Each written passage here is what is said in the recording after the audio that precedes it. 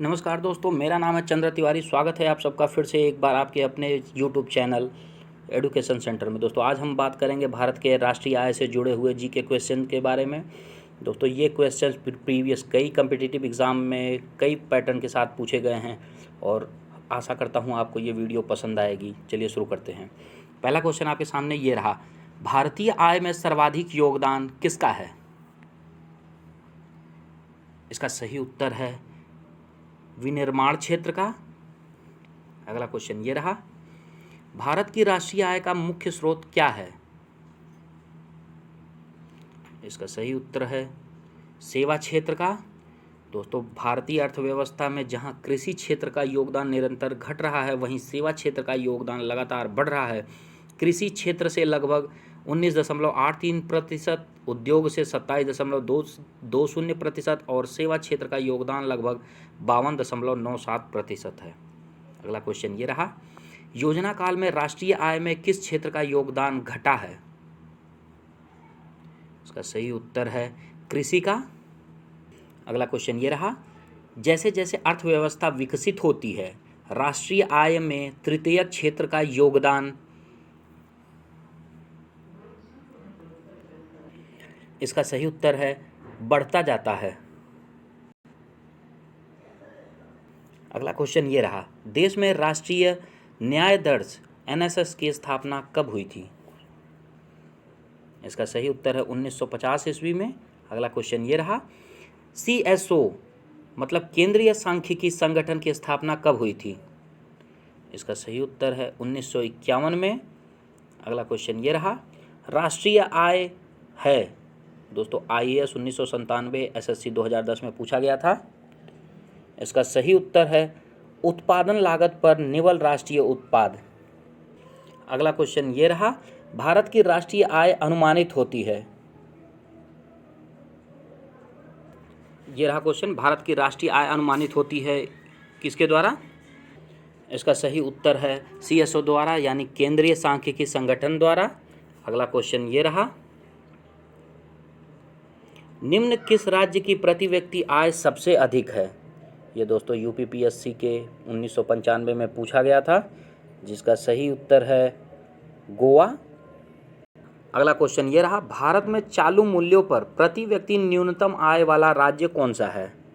दोस्तों बीपीएससी के 2005 में यह क्वेश्चन पूछा गया था। इसका सही उत्तर है बिहार।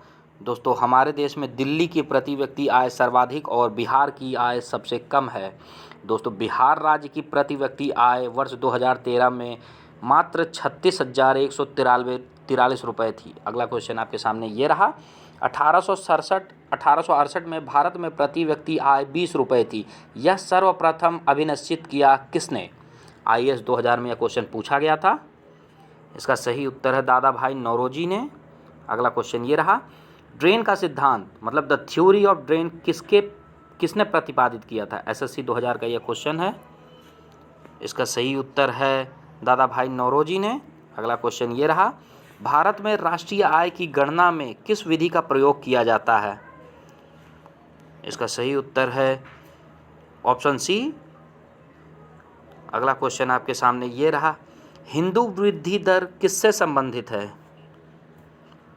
इसका सही उत्तर है राष्ट्रीय आय से। दोस्तों भारतीय अर्थव्यवस्था की 1950 से लेकर 1980 तक निम्न वृद्धि दर को हिंदू वृद्धि दर कहा जाता है। इस शब्द में हिंदू शब्द का प्रयोग कुछ शुरुआती अर्थशास्त्री द्वारा किया गया था, जिसका अर्थ यह है कि हिंदुओं का भाग्यवाद में विश्वास और किसी भी चीज़ से संतोष कर लेने की प्रवृत्ति भारत की अर्थव्यवस्था को धीमी करने के लिए जिम्मेदार है। अगला क्वेश्चन ये रहा, 1949 में गठित राष्ट्रीय आय समिति का अध्यक्ष कौन था? इसका उत्तर है पीसी महालनोबिस। अगला क्वेश्चन ये रहा, स्वतंत्रता पूर्व भारत की राष्ट्रीय आय के संबंध में किसने अनुमान लगाए थे? इसका सही उत्तर है नौरोजी व शिवराज ने। अगला क्वेश्चन ये रहा, स्वतंत्रता के पश्चात देश की राष्ट्रीय आय का अनुमान लगाने के लिए भारत ने राष्ट्रीय आय समिति की स्थापना कब की थी? इसका सही उत्तर है 4 अगस्त 1949 को।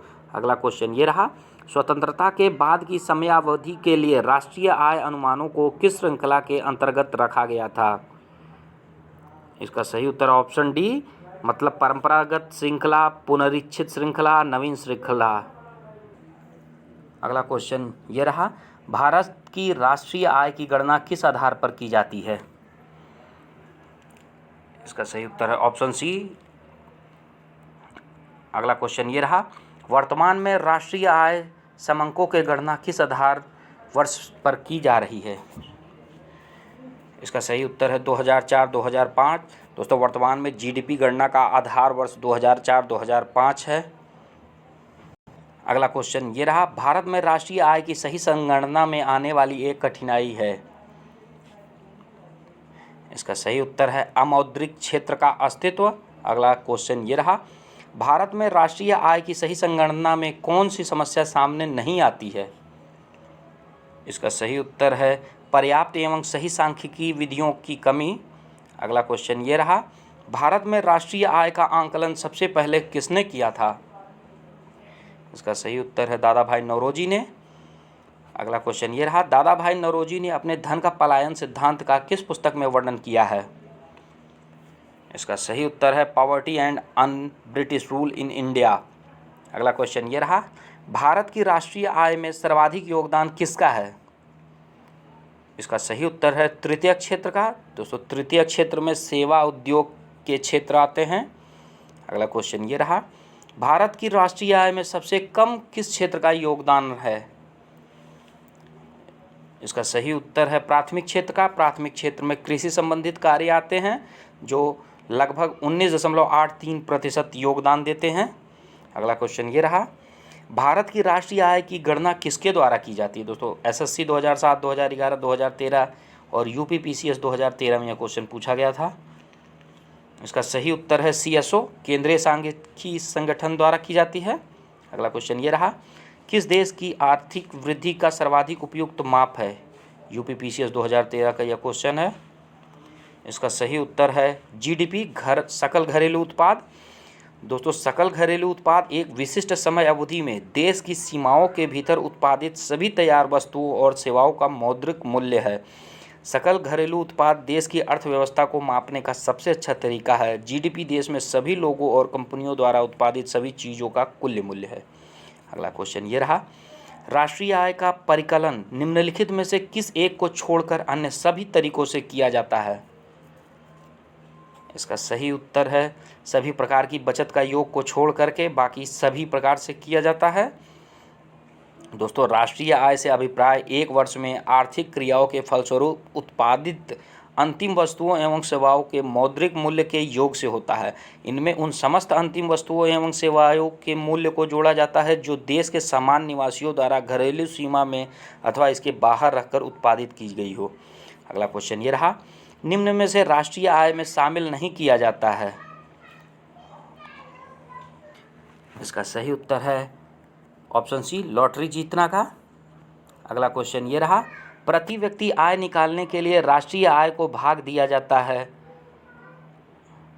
इसका सही उत्तर है देश की कुल जनसंख्या से। दोस्तों प्रति व्यक्ति आय इक्वल टू राष्ट्रीय आय ऑब्लिक देश की जनसंख्या। अगला क्वेश्चन ये रहा, भारत की राष्ट्रीय आय के बारे में कौन सा कथन सही है? ऑप्शन 4 हैं आपके पास। इसका सही उत्तर है संयुक्त रूप से कृषि और उद्योग की अपेक्षा सेवाओं का प्रतिशत हिस्सा अधिक है। अगला क्वेश्चन ये रहा, अमीरों की तुलना में गरीब बचत करते हैं। दोस्तों एसएससी सीपीओ एसआई 2007 के एग्ज़ाम में पूछा गया था। इसका सही उत्तर है अपनी आय के अपेक्षाकृत छोटे हिस्से की। अगला क्वेश्चन ये रहा, भारत के सकल घरेलू उत्पाद में नीचे दिए गए विभिन्न क्षेत्रों का योगदान का कौन सा एक सही ह्रास क्रम है? आईएएस 2007 का यह क्वेश्चन है। इसका सही उत्तर है सेवा, उद्योग और कृषि। अगला क्वेश्चन ये रहा, भारत में स्थिर मूल्यों पर सकल घरेलू उत्पाद के प्राकलन के लिए वर्तमान आधार वर्ष कौन सा है? इसका सही उत्तर है 2011-2012। अगला क्वेश्चन आपके सामने ये रहा, मूल्यह्रास किसके बराबर होता है? दोस्तों कंबाइंड डिफेंस सर्विसेज 2009 में यह क्वेश्चन पूछा गया था। इसका सही उत्तर है सकल राष्ट्रीय उत्पाद माइनस निवल राष्ट्रीय उत्पाद। दोस्तों मूल्यह्रास मतलब डिप्रिसिएशन एक तरह की अवधारणा के निम्नलिखित दो पक्षों को कहते हैं, जिसके फलस्वरूप संपत्ति के मूल्य में कमी आना या जिन जिन अलग अवधियों में संपत्ति का उपयोग हुआ है उनमें संपत्ति के मूल्य का निर्धारण होना। अगला क्वेश्चन ये रहा, राष्ट्रीय आय के मापन की विधि नहीं है, इनमें से कौन? इसका सही उत्तर है निवेश विधि। दोस्तों किसी भी अर्थव्यवस्था में वस्तुओं और सेवाओं का प्रवाह, उत्पादन और उनमें होने वाली वृद्धि को राष्ट्रीय आय से जोड़ा जाता है। राष्ट्रीय आय की गणना निम्नलिखित 3 विधि द्वारा करते हैं, जैसे आय विधि, व्यय विधि और उत्पादन विधि। अगला क्वेश्चन आपके सामने ये रहा, कौन सी पद्धति राष्ट्रीय आय आकलन की पद्धति नहीं है? एसएससी 2010 में यह क्वेश्चन पूछा गया था। इसका सही उत्तर है मैट्रिक्स पद्धति। अगला क्वेश्चन ये रहा, राष्ट्रीय आय निकालने के लिए एनएनपी में से किसे घटाया जाता है? एसएससी 2011 में इस तरह से पूछा गया था। इसका सही उत्तर है अप्रत्यक्ष कर, वह कर जिसे जनता से नहीं लिया जाता किंतु जिसका बोझ प्रकारांतर से उसी पर पड़ता है, उसे हम अप्रत्यक्ष कर कहते हैं। अगला क्वेश्चन ये रहा, जीएनपी से एनएनपी निकालने के लिए निम्न में से किसको घटाया जाता है? इसका सही उत्तर है ह्रास को। अगला क्वेश्चन ये रहा, सकल राष्ट्रीय उत्पाद माइनस मूल ह्रास इक्वल टू व्हाट? इसका सही उत्तर है निवल राष्ट्रीय उत्पाद। दोस्तों जीएनपी से लागत के मूल्य में होने वाले मूल्य ह्रास को हटाने के बाद जो शेष बचता है उसे शुद्ध राष्ट्रीय उत्पाद या एनएनपी कहा जाता है। मूल ह्रास का तात्पर्य उत्पादक गतिविधियों में उत्पादन के दौरान टूट फूट के कारण हुई अचल पूंजी के अवमूल्यन से है। अगला क्वेश्चन ये रहा, आर्थिक विकास का सर्वोत्तम सूचकांक उपलब्ध कराया जाता है। इसका सही उत्तर है वर्ष प्रति व्यक्ति वास्तविक आय में वृद्धि द्वारा। अगला क्वेश्चन ये रहा, अंतर्राष्ट्रीय समुद्र में भारतीय मछुआरों द्वारा पकड़ी गई मछलियां निम्न में से किसकी जीडीपी का हिस्सा है? तो एसएससी 2010 में यह क्वेश्चन पूछा गया था। इसका सही उत्तर है भारत देश द्वारा। अगला क्वेश्चन ये रहा, आय विधि से राष्ट्रीय आय का आकलन करते समय निम्नलिखित में से किसको शामिल नहीं किया जाता है? इसका सही उत्तर है अवितरीय आय को। अगला क्वेश्चन ये रहा, राष्ट्रीय आय अनुमान की गणना करते समय निम्न में से किसको ध्यान में रखना अपेक्षित होता है? इसका सही उत्तर है ऑप्शन ए निर्यात मूल्य को जोड़ा जाना और आयात मूल्य को घटाया जाना। राष्ट्रीय आय से अभिप्राय एक वर्ष में आर्थिक क्रियाओं के फलस्वरूप उत्पादित अंतिम वस्तुओं एवं सेवाओं के मौद्रिक मूल्य के योग से होता है। उनमें उन समस्त अंतिम वस्तुओं एवं सेवाओं के मूल्य को जोड़ा जाता है जो देश के सामान्य निवासियों द्वारा घरेलू सीमा में अथवा इसके बाहर रहकर उत्पादित की जाती है। इसमें विदेशों से अर्जित साधन आय को भी जोड़ा जाता है। दोस्तों इसी के साथ आज की वीडियो हम यहीं समाप्त करते हैं। आशा करते हैं कि आपको ये वीडियो पसंद आई होगी और इससे आपको कुछ वैल्यू मिली होगी। अगर आपको इससे कुछ वैल्यू मिली है तो प्लीज़ इसको एक लाइक करें और हमारे चैनल को सब्सक्राइब करें। धन्यवाद।